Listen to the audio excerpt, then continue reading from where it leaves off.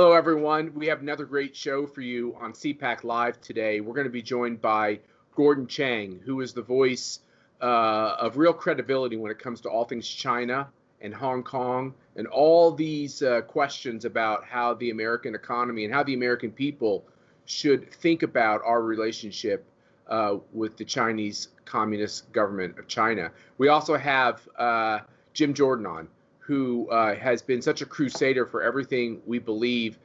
He has had a perfect, this is like impossible, but like a perfect voting record in Congress. He literally gets 100 every year that he's in Congress. So he's a great conservative. He's a great friend of CPAC, as you all know, a great friend of our team and all of you. And we're going to be talking to him about a lot of issues, including what's going on with the Durham probe. But you know, each time we settle in for the weekend as a family, and we tend to leave the swamp because the swamp is getting quite feverish and really hostile in so many ways. And we get out of town, we go out and hang out with country people who are, by the way, the best kind of people. And I do a lot of checking up on what's going on around the world. And I know we're all looking at the news, and it's very disheartening. That's the spirit that really hit me this weekend. I just felt so down. I felt like my country is under attack, that it's crumbling. Good people are being attacked. Donald Trump is being attacked mercilessly on like 3 or 4 fronts at the same time.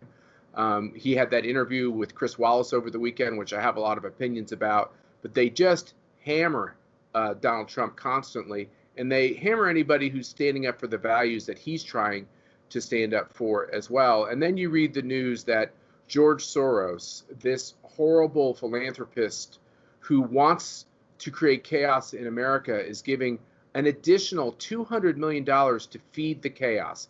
Here's how I want you to think about this. Yes, this is terrible. I believe it's evil. I believe that there's a coordinated effort between the chaos of the mobs and the intolerance of the mobs, the taking out good people who are trying to stand up for America and for our conservative values, and all of these Democrats who are both trying, Nancy Pelosi trying to keep her majority in the House, Chuck Schumer trying to get the majority in the Senate, and of course Joe Biden, who is radical and wrong for America. And that's our new ACU tagline. You should use it. Joe Biden, radical and wrong. His policies are quite radical. He's not just a befuddled old man. He's quite radical and he's quite wrong for this country. And we need to stand up and start saying that. But you'll notice Donald Trump hired 1,500 new ground troops. He has 1 million volunteers. There's all these announcements about what's going on at the campaign. Have you noticed there's no announcements on the Joe Biden side? No additions, not adding any state directors, not adding any paid staff in battleground states. You know why? He doesn't need to. Because this $200 million and all this money going in through Act Blue, which is their online portal to kind of move money around on the left, that is Joe Biden's effort to have a ground army. The chaos that's going on in our cities, don't think that that's being done in kind of a separate way. That's being done in a way to help Joe Biden's presidential campaign and to really, once again, hammer Donald Trump in every way, create chaos, make it seem like Donald Trump's presidency is resulting in people getting sick and chaos, where we know the truth. The truth is that the chaos of the mob is all about pushing back on the police and getting cities to defund the police and having the legal authorities all over the country feel under duress, actually get in the minds and the heads of the individual law enforcement officers, just like they're trying to get inside your head and my head, to dispirit us, to tell us that Trump is down 15 points in the polls, to tell us that all the sports teams that we've been rooting on forever are inherently racist, that all these institutions that we love and the monuments we love to visit, and even our heroes, Christopher Columbus, Abraham Lincoln, that somehow they're despicable racists. And it's quite a psychops that they're pushing on all of us. So here's my words of encouragement. Let's all band together and not let it get to us. Let's build each other up. Let's support this country. Let's defend this country. Let's defend what's great about this country. And so it's Monday morning or Monday evening, Monday afternoon, Monday. How about that? It's Monday. And I have a great attitude, and we're going to have a great week, and we're going to all work together to protect our country. And talking about standing up for human freedoms, it always makes me immediately think of what's going on in China. And we're honored to be joined by our ACU board member, Gordon Chang. Gordon, thanks for joining us again on CPAC Live. Oh, well, thank you so much, Matt. This is such an honor for me. So you heard me go through what's going on in our country, but Americans shouldn't feel like they're alone in this struggle for human dignity and human freedom. Oh, clearly not. What we are seeing in China is atrocities, genocide, crimes against humanity.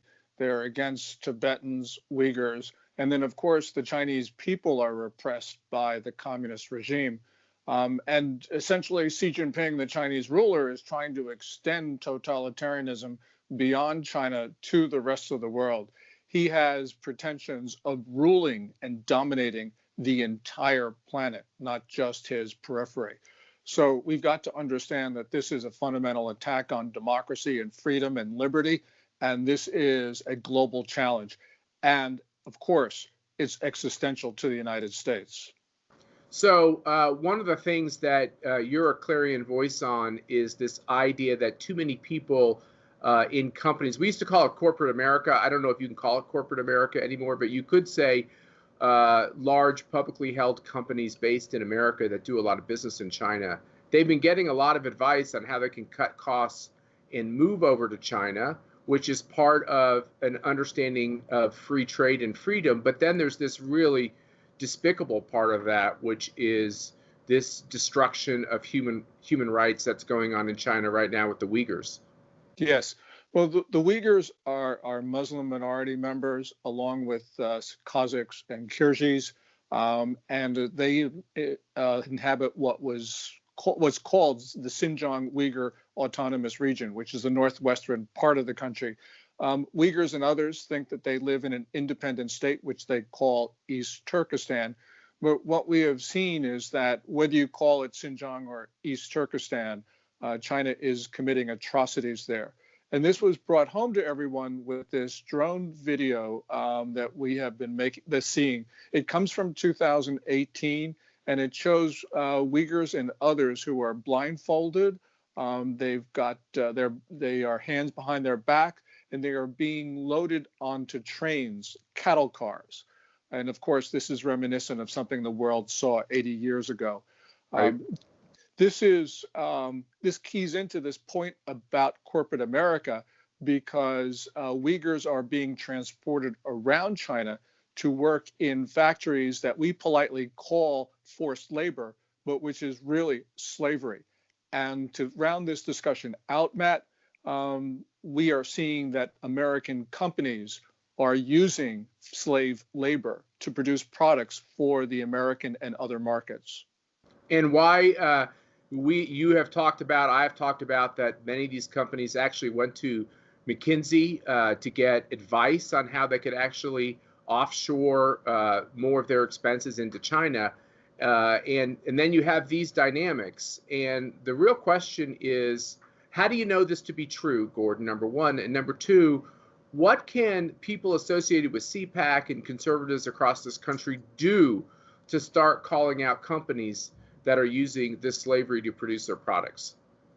Well, for instance, to take the example of Uyghur labor, ASPI, which is an Australian think tank, in March produced a long report about, it's called Uyghurs for Sale, about Uyghurs being transported around China, about 80,000 of them.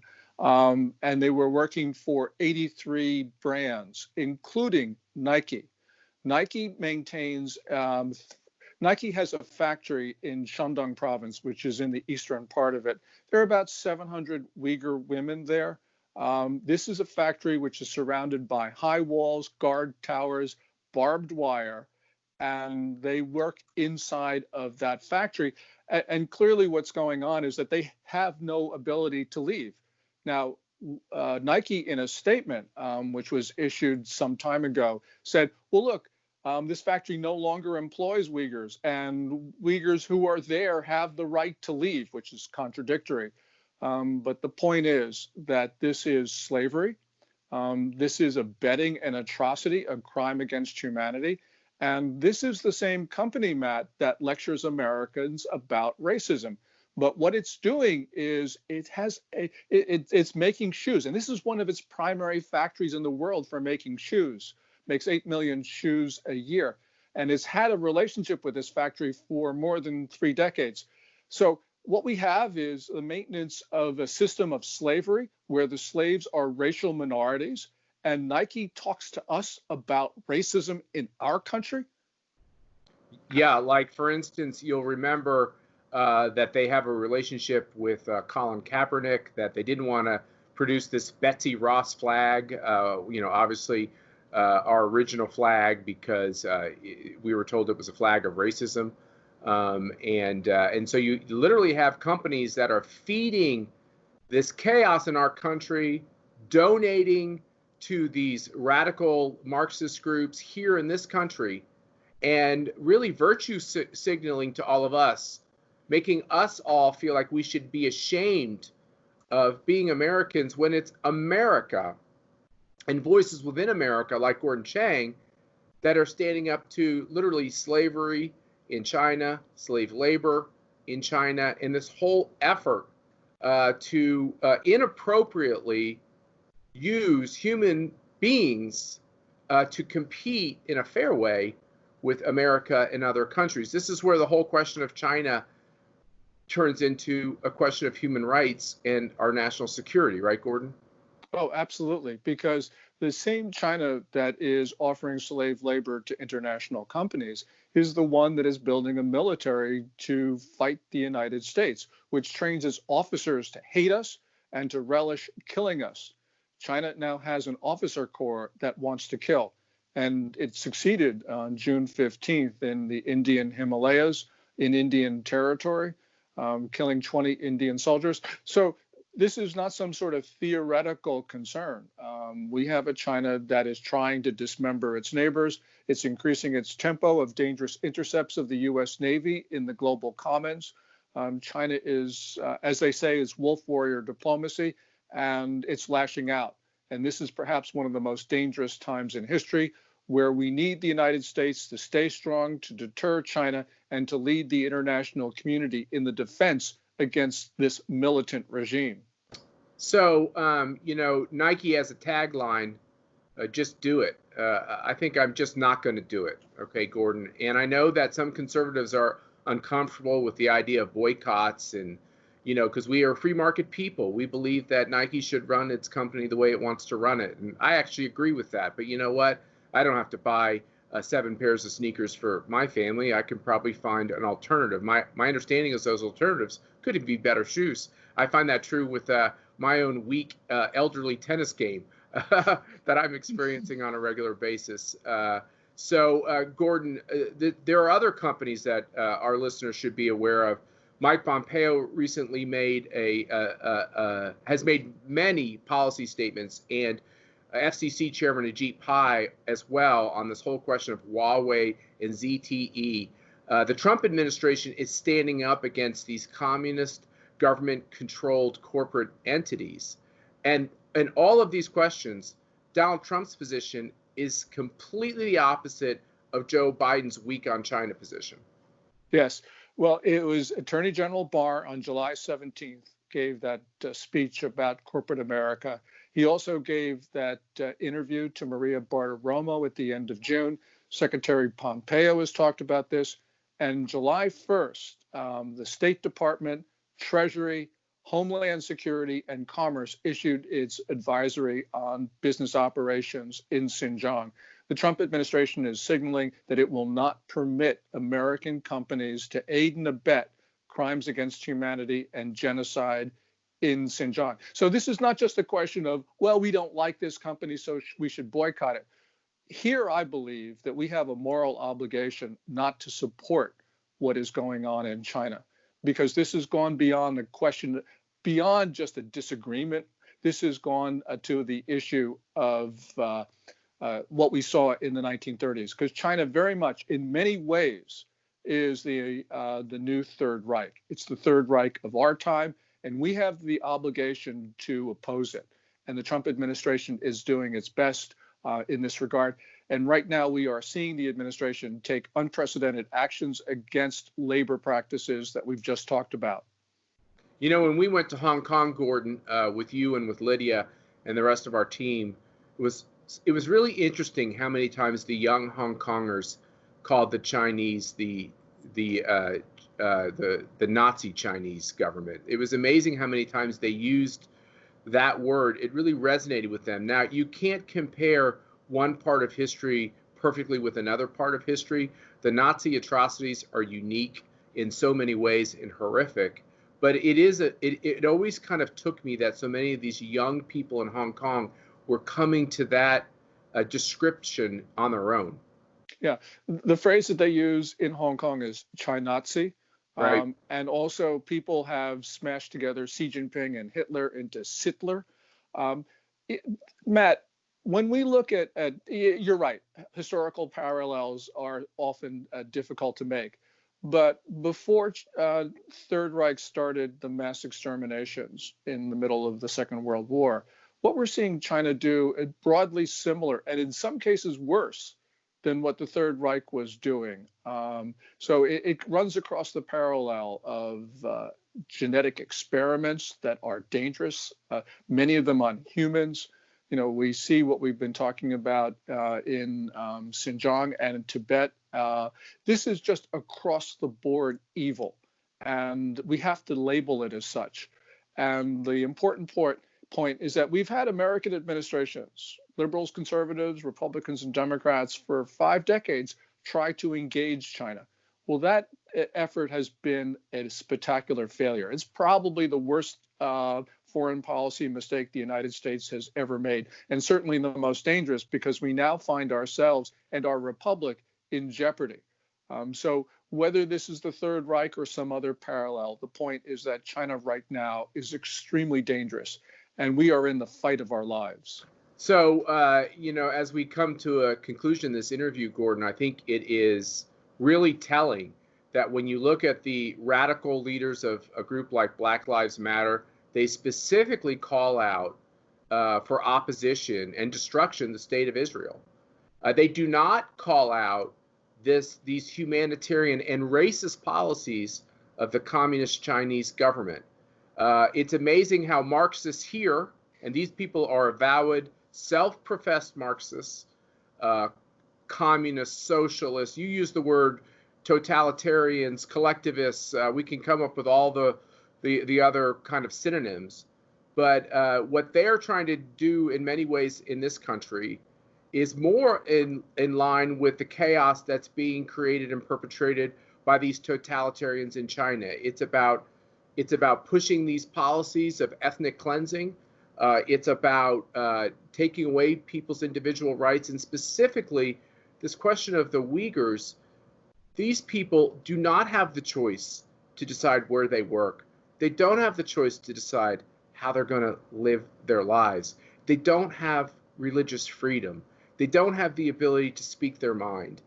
These freedoms we have in this country, we really must cherish and support and stand up for. And once again, I'm proud of the fact that the Trump administration is doing its level best to stand up for human rights and individual freedoms within China as well. It's an awfully important fight. And Gordon Chang and your wonderful wife, Lydia, we appreciate all the work you do for the American Conservative Union, for your work on our board of directors, which you do as a freedom-loving patriot, because it's the right cause. And keep speaking up and keep educating us. And thanks for being with us today on CPAC Live.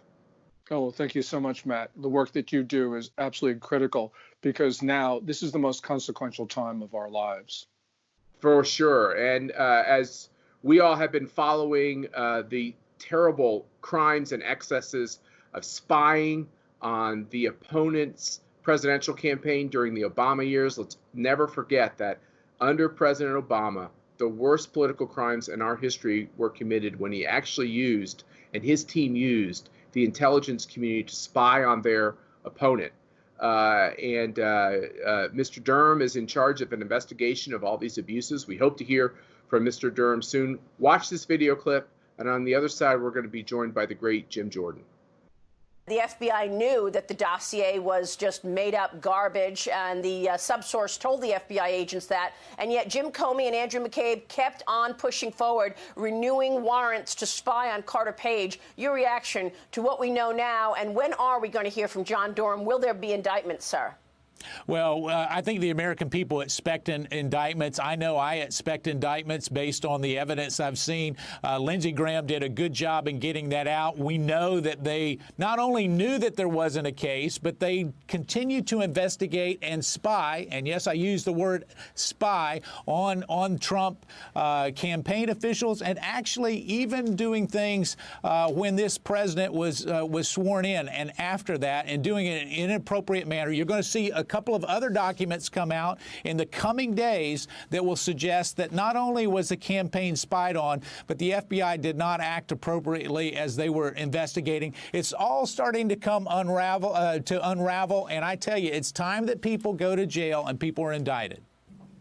We always love to hear from the great chief of staff to President Donald Trump, the former Congressman Mark Meadows, who's doing a great job at the White House, and he's talking about something that we're all tired of talking about, right? Which is this, what looks like to me, I'm not a lawyer, but a lot of illegal activity, and really the politicization of using your White House power and executive branch power to spy on and really debilitate your opponent in a presidential campaign. And then, as that President Donald Trump tries to get started with a new administration, you listen to what Mark said. Yeah. What's your reaction? Well, first reaction is you're right. Mark Meadows is a great member of Congress. He's doing a great job as the president's chief of staff, and he's exactly right, and he used the right word, the word spying, because that's exactly what they did. The Obama-Biden administration spied on the Trump campaign, spied on fellow American citizens during 2016, and then into the new administration. And remember, there was never a proper predicate for launching the investigation in the first place.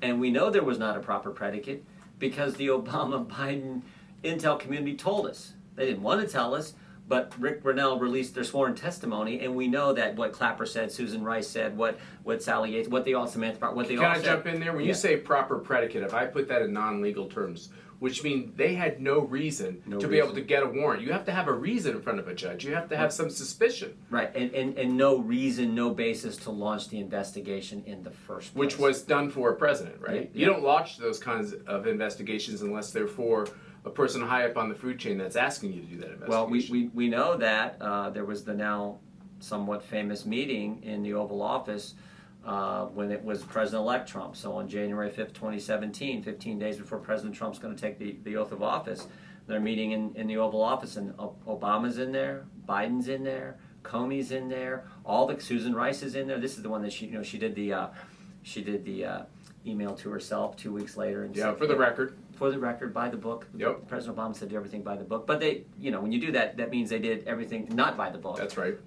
That's the meeting where Joe Biden referenced the Logan Act, using the Logan Act to go after a 3-star general, General Flynn. So they did everything wrong here. And as Mark said, people need to be held to account. It's I know you travel a lot. When I'm out and about, it's the number one question I get. Number one. When is someone going to jail? Yeah, because if you run a small business in this country, and you have an OSHA infraction, or you don't pay your proper amount of taxes, right, the federal government comes down on you hard. If you're a doctor and you're involved in Medicare or Medicaid, the likelihood that you're going to have at some point some kind of judgment against you is almost 100%. Yep. But yet, the Team Obama can use these powers in a way that I consider illegal and certainly politicized and hyped to try to harm an opponent. Right. Nobody. Yeah. Nobody. Yeah. And Obama goes on television, President Obama goes on television, and all of his acolytes say, boy, this was the most, the most faithful to the law administration with 0 people, having scandals. They literally say that. But I think we're all tired of hearing that. We sure are, but never forget what the Attorney General said the first time he testified, after he'd been, confirmed. First time he testified in front of the Senate Finance Committee, he said there was a failure of leadership at the upper echelon of the FBI. And I tell people that's the biggest understatement in history because, Comey was fired. Andy McCabe was under investigation. Jim Baker, the chief counsel, had to leave and was under investigation. Peter Strzok, who ran the Clinton investigation and then ran the Trump-Russia investigation, was fired and under investigation. And, of course, then Lisa Page also had to leave the FBI. Those were the 5 key people who ran these probably the two biggest investigations of our lifetime. The Clinton investigation, the mid-year exam, and then the Trump-Russia investigation, Crossfire Hurricane, which I find interesting, by the way. You can sort of tell where their focus was by the names they gave the investigation. Clinton mid-year exam, like, oh, we just got to trudge, kind of drudge and get through this, and everything's fine with her. But with President Trump, this is Crossfire Hurricane. You can almost see him pounding their chest like Tarzan. We're going to get this guy, and that's exactly what they tried to do. And now the one individual. I actually think they thought he was guilty. I think one of the reasons they had these hype titles is I think they just thought the guy was deplorable, and they would find all these things. And what they didn't realize is he had been under scrutiny by prosecutors in the Southern District of New York his whole career, and he turned out to be someone who had operated with integrity. And the guy who stands in their way now, though, is the Attorney General.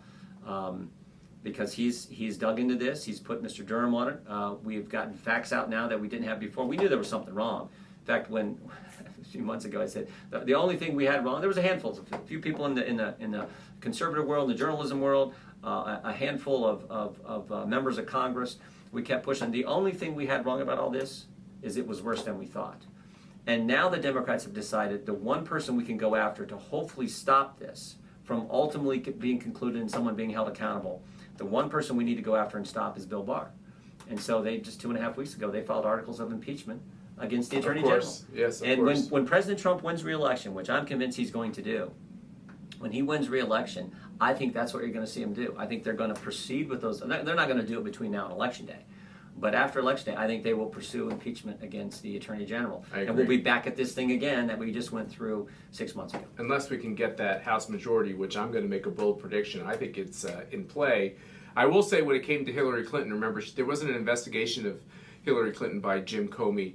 Loretta Lynch called it a matter. Said we're going to call it a matter. Right. This is the euphemizing of everything that has to do with them. And I think it was 5, 6, or 7 House investigations until the special Benghazi investigation where the Clintons had to fess up because you found out that there was a server in a toilet, right?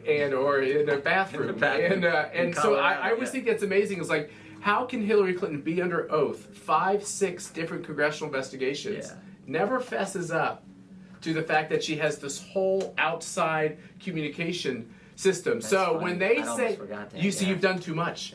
When they say these things about like, oh, the Trump people, they're just like, they're not participating in the investigation, and they're throwing up all these false flags. Nothing in the history of the world was more duplicitous than watching Team Clinton push back on what happened around Benghazi. And by the way, it bleeds to Susan Rice.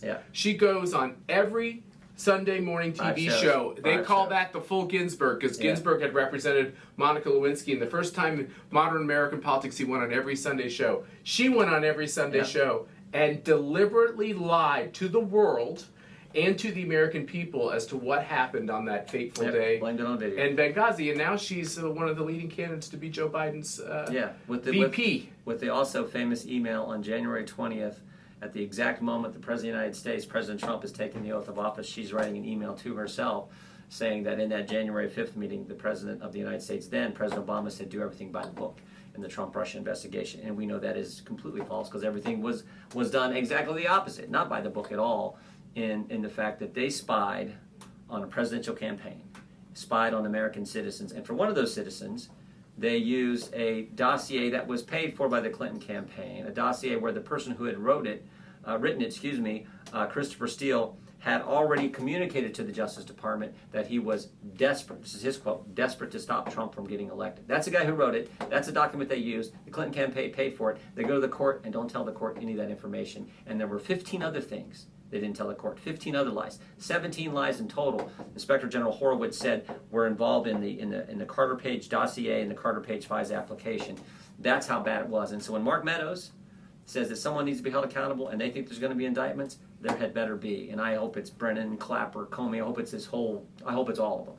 Yeah, I still believe that Brennan was very involved in feeding into people's briefings all throughout the government that this whole Russian collusion was a real thing. I think that there was nuggets dropped everywhere. I think it was purposeful to get people to start in the press acting. Oh, very true. Great point. Yeah. Great point. Some people have written about this very extensively. But you're exactly right. They would leak it. Well, we'll go to the meeting The next day, so January 5th, there's this meeting in the White House with these key people where Biden is talking about the Logan Act and how they're going to get Michael Flynn. Remember what happens the next day, January 6th. That's when they all go up. Comey, Clapper, Brennan, they all go up to the Trump Tower to give President-elect Trump his intelligence briefing that the incoming president is supposed to get. This is from the So they go up there, they brief him, give him the information he's supposed to get. Everyone leaves, but Comey sticks around. Comey sticks around because he's going to be also sticking around in the next administration. He sticks around, tells the president about the dossier that Jim Comey already knows is false. So he tells the president about the dossier for the express purpose that they can then go leak the fact that they talked to the president about the dossier. And I also think it was a way of leveraging the president, like we got the goods on you. Yes. Which is what Hoover did for decades as the head of the FBI, drop little pieces of information to politicians so that those politicians would be in their hand and they could control them. Yeah, and then they go out and leak the fact that they've talked that. So the press reports that. That's all part of, I think, the setup for Michael Flynn, which happens 2 weeks later when, again, Comey told us this, they sneak guys into the White House, don't follow proper protocols, don't tell Michael Flynn that he's entitled to a lawyer, sneak people in and trap Michael Flynn and get him to set him up, and then ultimately he gets indicted. Yeah, now, so you say you do a lot of traveling, which we're glad about. You got to get everywhere. In the state of Ohio, we're reading that the president is in real trouble for his reelection. All these polls have come out that show him. It's amazing. I don't know how it's true. He's almost exactly behind Joe Biden. Exactly the same number he was behind Hillary Clinton at this point 4 years ago, which makes me feel more dubious. And I actually believe in polls and read these polls. But what are you hearing in Ohio? No, I think it's good in Ohio. He won Ohio by 8.5 points. He's going to win Ohio again, I think, by that margin or more. You see Trump flags going up. You see him out in the country. Now, the one thing I will say about the polls and where we're at today, and I think it's even more magnified than what it was in 2016. I do think there are lots of people, because of the cancel culture mob that's out there. You know, you say the wrong thing, the mob attacks you. They try to get you fired, whatever. So I think there are lots of people who are just like keeping their head down. I'm sure you've had this experience. People walk up to me and says, "Hey, I'm for Trump too." I call it the Trump whisper. The Trump whisper, exactly. You have the same thing? Totally. And so I think you have that dynamic in play. I bet the whisperer is probably not going to answer a pollster. Not going to. Because if they don't know if it's a trick, will the information be shared? Will they literally lose their job? You could lose your job today in some of these corporations by just going to an evangelical church, a Baptist church, a conservative Catholic church, because that's hate speech. You know that, right? Well, exactly, because the First Amendment is not really the First Amendment today because only one side's allowed to talk, and that is scary where we're at in the country. The example I keep pointing to is the football coach at Oklahoma State, Mike Gundy, goes fishing with his kids, wears a T-shirt that, according to the cancel culture mob, is wrong, an OAN T-shirt, wears the T-shirt, and he had to take a pay cut. He had to do all the training and everything else, all kinds of apologies for simply wearing the wrong T-shirt fishing with his boys. You got to be kidding me. So that's how bad the mob is. I think that dynamic's in play. That's why these polls don't, I think, accurately reflect where the president is. But I still feel very confident in Ohio. The president's going to win just like he did 4 years ago. Yeah, for sure. And you see all of this talk about 43 alumni for Biden, the Lincoln Project, which has, by the way, isn't it ironic that the Lincoln Project isn't saying anything against the mob trying to rip down Abraham Lincoln all over the place, Great right? point. So Great it's really not about, as I said the other day on Twitter, it's not about Abe Lincoln. I think it's about the Lincoln Town Car that they all drive in to go to all these fundraisers to figure out how to destroy America. Great point. You think about what this president has accomplished, with every single Democrat being against him, everyone in the mainstream press being against him, and frankly part of the Republican Party being against him. And yet, in spite of all that, amazing accomplishments. I always say that, taxes cut, regulations reduced, greatest economy in history prior to the coronavirus, lowest unemployment in 50 years, wages going up for everyone, out of the Iran deal, embassy in Jerusalem, hostages home from North Korea, new trade agreements, and a bunch of other things that I can't remember at the time. But that's how good it was and will be again. And we're already seeing, I was at a business in our district last Thursday. They've been in operation 75 years. They said March of 2020 was the best month they've had in all 75 years of their business. May was the worst month. But guess what? In July, they're back up to where they were. So when the president talks about the V is happening, and it will continue to happen unless these Democrat mayors and Democrat governors keep getting in the way and not letting our economy reopen and our economy flourish. So it's good news out there. It's been good news under this president's leadership. I think Americans will remember that in our election day. I think he's going to win Ohio. I think he's going to win big, just like he did 4 years ago. So to close the door on the fact that there are Republicans that are opposing Trump, I think what you all need to understand is that within these polls, we've never had a Republican president who had more support from conservatives, which is the most important part of this coalition, and Republicans ever. George W. Bush never had this level of support. Ronald Reagan never had this level of support. So why is there this cranky and loud and very well-funded couple of groups, right, that have come on? Well, it's the swamp, my friends. And these are people that are trying to, they're looking at the polls and they're saying, oh, Joe Biden's going to win. And I never really cottoned to Donald Trump anyway. So I've got to position myself from a career standpoint to be accepted by the new Biden people. Now, let me tell you, I've been around this town too long. That's why I have all this white hair. They're not going to be accepted by any Biden people. Yeah. They think they're doing something smart here, and they're going to get used, and then they're going to get chucked to the side. And then this whole question on the Lincoln Project, this is nothing but a couple of consultants that have an axe to grind. And you know what's interesting? I was talking to Mercy this morning as we had our morning cup of coffee, complaining about things generally. But, they keep running all these ads on Fox News. I think they're agitating the heck out of our people. Yeah. I think our people are getting one kind of fired up while they watch this really false messaging. Yeah. And that's what you're seeing back home. Totally. The energy is there, the intensity. Yeah. Like I've never seen in politics, right, really. For people to come out and support this president who has stood up to the cancel culture mob, stood up to the swamp. But you're right. When you stand up to the mob, when you stand up to the swamp, the mob and the swamp fight back, and that's what we're seeing. But there was a bunch of Republicans who did this in the summer of 2016. They didn't think the president could win. They started running for the hills. Even some of them who wound up being Speaker of the House. They were wrong then, and I think they're wrong this time. But it's not. I mean, they're going to do what they're going to do. I remember that person. We just got to keep pressing on. And this happened in 2004 with President Bush as well. You really can't rely on some of these establishment Republicans who are in this town. Because in the end, so many times they put their own career above the interests of the country. And I think we're just seeing that again. So this plays into this question. You need 17 seats to get the majority back in the House, literally to prevent the impeachment of Donald Trump a second time, to prevent the impeachment of Bill Barr a first time, and everywhere else they're going to go. Are you hopeful? Do you think it's going to be a stretch? Do you have any seats we can pick up in Ohio? No, I think Ohio will be tough because we already got 12 of the 16, so we 12 of the 16. And you'll hold those, right? Yeah, we will. We feel very good about those. But the best example, the best indication is what happened in California with Mike Garcia. Great member, new member. Already a pickup. Yeah, and so we're down to, just as you said, 17. I think we can get there. Now, the conventional wisdom in this town is, no, you can't get there. But I think we can. And that's the first time we picked up a seat in California, moved a Democrat seat to Republican in 22 years. And he didn't just win by a couple votes. He won by thousands and thousands of votes. So and they put a lot of money in it.